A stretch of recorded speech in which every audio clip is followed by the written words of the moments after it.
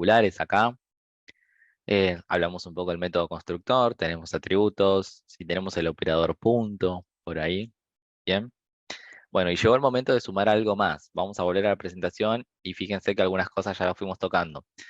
Ya hablamos de lo que es el package, ya hablamos de los nombres de las clases, después vamos a hablar de esto de los imports, por ahora no. Ya sabemos cómo declarar atributos, cuál es el constructor. Sabemos varias cositas. Ahora llegó el momento de hablar de algo que me habían dicho antes, ¿sí? De algo que me habían dicho encapsulamiento, por ahí y demás.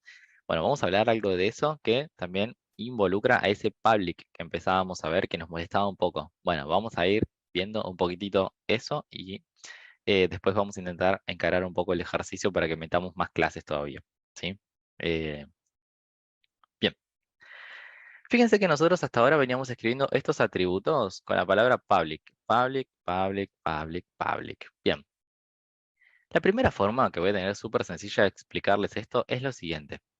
Vamos a imaginar que yo acá hacía esta asignación. Bien, ponía una persona. Como habíamos arrancado, olvídense, tapen un segundo esto, olvídense, fijan demencia ahí, no importa. Así como que esto no está acá. Imagínense que nosotros le estamos asignando el nombre y apellido así, directamente accediendo al atributo. Bien, ¿qué pasa si yo esto, en vez de public, pongo la palabra private? Miren, voy a poner private y voy a poner private por acá. Private, private. Fíjense que los otros están en public, public y acá dice private, private. Alguna diferencia tiene que haber entre haber puesto privado o público. Si yo vengo al main, que estoy acá, fíjense que ahora, esto que antes me lo mostraba en violeta, como los otros atributos, ahora me lo muestra en rojo. ¿Qué significa? Significa que está privado y que yo no puedo acceder desde afuera a estos atributos. ¿Y qué es desde afuera? Vos solamente vas a poder acceder a los atributos privados desde la misma clase, como acá, como en este método, como acá, como en este constructor. A los atributos privados solamente vas a poder acceder desde la misma clase, no desde otro lado. Por ejemplo, como acá. Nosotros acá ya no estamos en la clase, estamos usando la clase en el método main de la clase main. O sea, lo estamos usando, pero no estamos dentro de la clase. Esto sería dentro de la clase, desde acá. Cuando nosotros ponemos en privado, solamente ese atributo o ese método, porque los métodos también pueden estar en privados, solamente se van a poder utilizar por la misma clase y dentro de la misma clase, no desde afuera. Bien, si están en públicos, sí, se van a poder usar desde adentro, como acá, pero también desde afuera. Fíjense acá, por ejemplo, tenemos número documento y tipo documento, están en public. Public, public. Se pueden usar acá adentro, en cualquiera de esos lugares, pero también vamos a poder acceder desde afuera, directamente, como acá. ¿Sí? Pero los privados no. Ahora, ¿y qué me conviene ese? ¿Me conviene poner los atributos en privado o me conviene poner los atributos en público? Ahí vamos a charlar un poquito sobre esto. Vamos a suponer un segundo. Le voy a intentar hacer lo más rápido posible, así no divagamos mucho con esto. Vamos a suponer que nombre y apellido estén en público, pero a la persona que codió la clase persona, vamos a suponer que no sé, que cualquiera, que Diego, que lo veo ahí por la lista, codió la clase persona, a Diego se le ocurre mañana venir y cambiar el nombre del atributo nombre.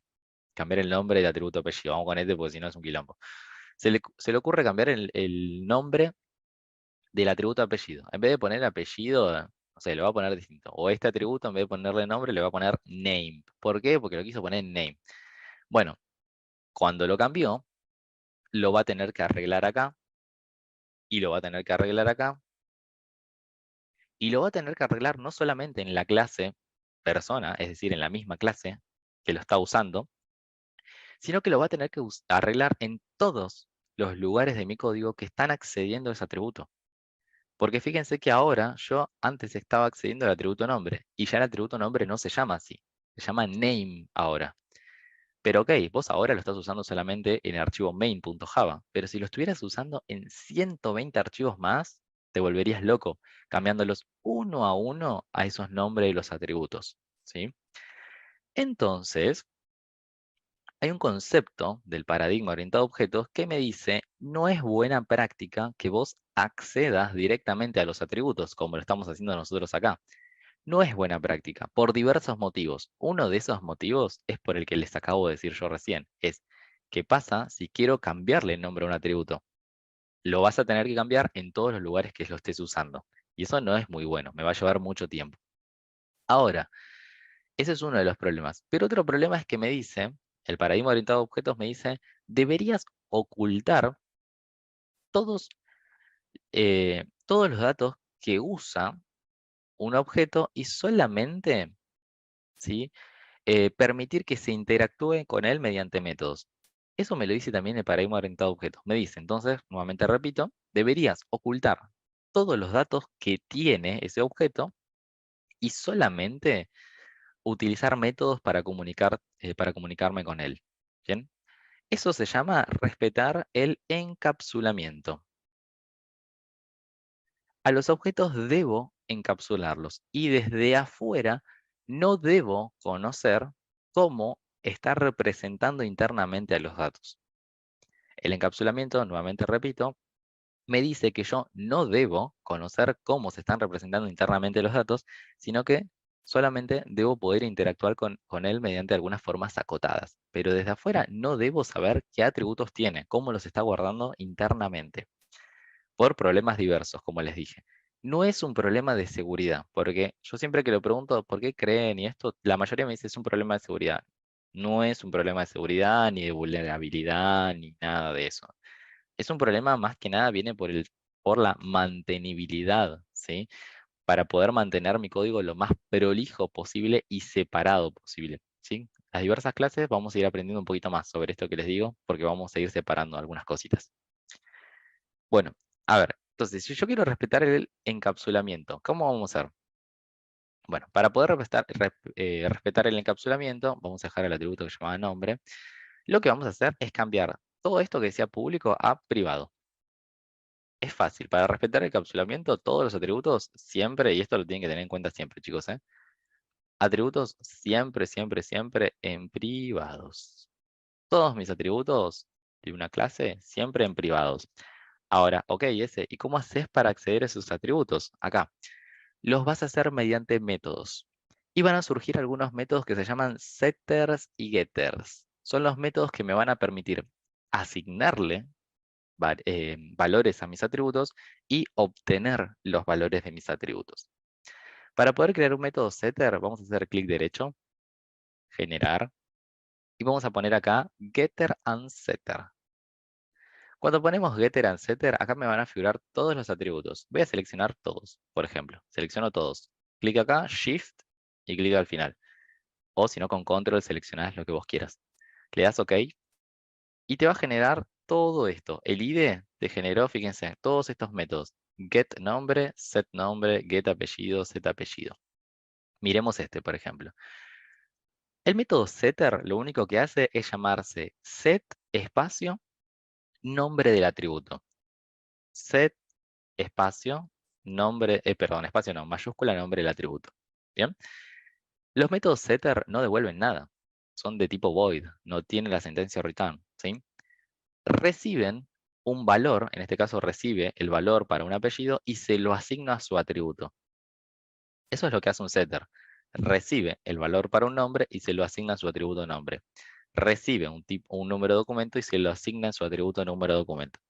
Y los getter hacen lo contrario. En vez de recibir, devuelven. Fíjense que dice el get nombre es devuélveme el valor que tiene el atributo nombre. Devuélveme el valor que tiene el atributo apellido. Devuélveme el valor que tiene el atributo número de documento.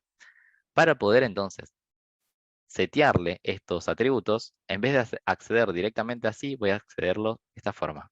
Una persona, punto, set número de documento, y le voy a pasar. De esta forma, reemplazaríamos esto. Esto no lo hacemos más. Lo vamos a reemplazar por esto.